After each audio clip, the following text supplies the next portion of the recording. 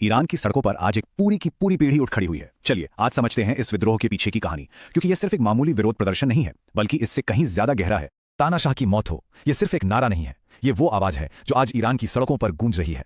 यह आवाज दशकों से दबे हुए गुस्से की है, एक पूरी पीढ़ी के गुस्से की। समझे, ये ईरान के supreme leader Ayatollah Ali Khamenei के लिए एक सीधी चुनौती है, ऐसी चुनौती जो पहले कभी नहीं देखी गई। तो आखिर ये सब हो क्यों रहा है? इस पूरे मामले को समझने के लिए हमें 4 चीजों को देखना होगा। इसकी चिंगारी कहां से उठी, वो कौन से आर्थिक कारण हैं जो इसे हवा दे रहे हैं, इसका पूरा इतिहास क्या है, और हाँ, पूरी दुनिया के लिए इसके क्या मायने हैं। तो चलिए सबसे पहले देखते हैं कि ईरान की सड़कों पर आखिर हो क्या रहा है, ये विद्रोह असल में दिखता कैसा है, और सबसे बड़ा सवाल, वो कौन लोग हैं जो अपनी जान हथेली पर रखकर सड़कों पर उतर आए हैं। देखिए, पहले के आंदोलनों से ये बिल्कुल अलग है। इस बार ये कोई एक गुट या एक शहर का प्रदर्शन नहीं है, ये पूरे देश में फैला हुआ है। हर वर्ग के लोग इसमें शामिल हैं, छात्र, व्यापारी, महिलाएं, रिटायर्ड लोग, अल्पसंख्यक, समाज का हर तबका एक साथ आ गया है, और सबको जोड़ने वाली एक ही चीज है, निराशा और गुस्सा। और जाहिर है सरकार की प्रतिक्रिया भी उतनी ही तेज और क्रूर रही है। बड़े पैमाने पर गिरफ्तारियां हो रही हैं, सिक्योरिटी फोर्सेस सड़कों पर हैं, और दुनिया तक सच्चाई ना पहुंचे इसके लिए इंटरनेट पर पूरी तरह से पाबंदी लगा दी गई है।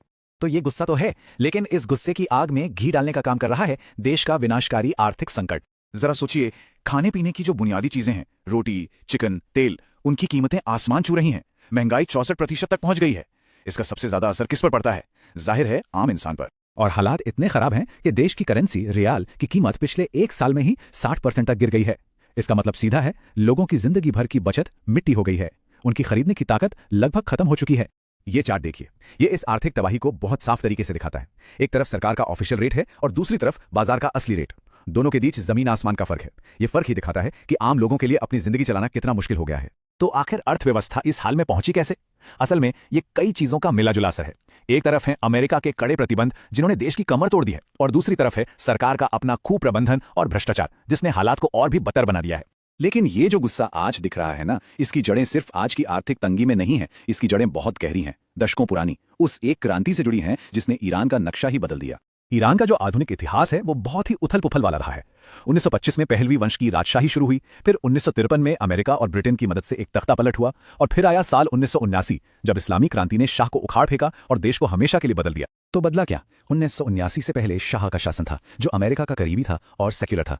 1979 के बाद इस्लामी गणराज्य आया जो धर्म पर आधारित है और अमेरिका का दुश्मन है। लेकिन आलोचक कहते हैं कि एक चीज नहीं बदली, और वो है सत्ता का अथॉरिटेरियन रवैया और लोगों का दमन। तो ये जो सिस्टम है, इसे थियोक्रेटिक रिपब्लिक यानी कि एक धर्मतांत्रिक गणराज्य कहते हैं। सुनने में थोड़ा मुश्किल लगता है, पर मतलब सीधा है। यहाँ चुनाव तो होते हैं, राष्ट्रपति भी चुना जाता है, लेकिन असली और आखिरी फैसला हमेशा एक ही व्यक्ति का होता है, सुप्रीम लीडर।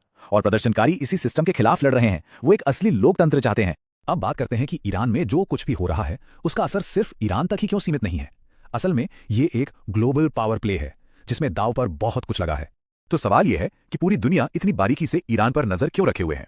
जवाब सीधा है, ईरान की स्थिरता का मतलब है दुनिया की एनर्जी सिक्योरिटी और मिडिल ईस्ट में शांति। इसे ऐसे समझिए, दुनिया का लगभग 25% तेल एक पतले से समुद्री रास्ते से गुजरता है जिसे स्ट्रेट ऑफ होर्मुज कहते हैं, और इस रास्ते पर कंट्रोल किसका है? ईरान का। अगर यहां जरा सी भी गड़बड़ होती है तो पूरी दुनिया में तेल की कीमतें आसमान छूने लगेंगी। और सिर्फ तेल की बात नहीं है, अमेरिका, इजराइल, सऊदी अरब, यहां तक कि भारत जैसे बड़े खिलाड़ी भी इस पर नजर बनाए हुए हैं। अमेरिका के लिए ईरान एक बड़ा दुश्मन है, इजराइल उसे अपने अस्तित्व के लिए खतरा मानता है, सऊदी अरब उसका क्षेत्रीय प्रतिद्वंदी है। सबके अपने अपने हित हैं, और इस संकट का नतीजा पूरे मिडिल ईस्ट का पावर बैलेंस बदल सकता है। तो अब सबसे बड़ा सवाल, आगे क्या होगा? क्योंकि इस बार जो हो रहा है वो पहले से बहुत अलग महसूस हो रहा है।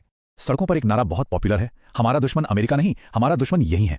सोचिए, ये कितना बड़ा बदलाव है। सालों तक ईरान की सरकार ने अपनी हर मुश्किल के लिए अमेरिका या बाहरी ताकतों को जिम्मेदार ठहराया, लेकिन अब लोग कह रहे हैं कि असली समस्या तो घर के अंदर ही है। इसे कहते हैं वैधता का संकट। मतलब जब लोग सरकार की विचारधारा में यकीन करना छोड़ देते हैं तो सरकार के पास उन्हें कंट्रोल करने के लिए सिर्फ एक ही चीज बचती है, ताकत। और ईरान में यह ताकत है IRGC यानी इस्लामिक रेवोल्यूशनरी गार्ड कॉर्प्स। ये एक तरह से सरकार और जनता के बीच के भरोसे का टूटना है। तो हम एक दोराहे पर खड़े हैं। क्या ये ईरान के इतिहास में एक निर्णायक मोड़ साबित होगा? क्या डिफाइंस की ये लहर कोई बुनियादी बदलाव ला पाएगी, या फिर इसे भी पहले की तरह कुचल दिया जाएगा और ईरान एक और भी ज्यादा दमनकारी और अलग थलग देश बनकर रह जाएगा? ईरान का और शायद पूरी दुनिया का भविष्य इसी एक सवाल के जवाब में छिपा है।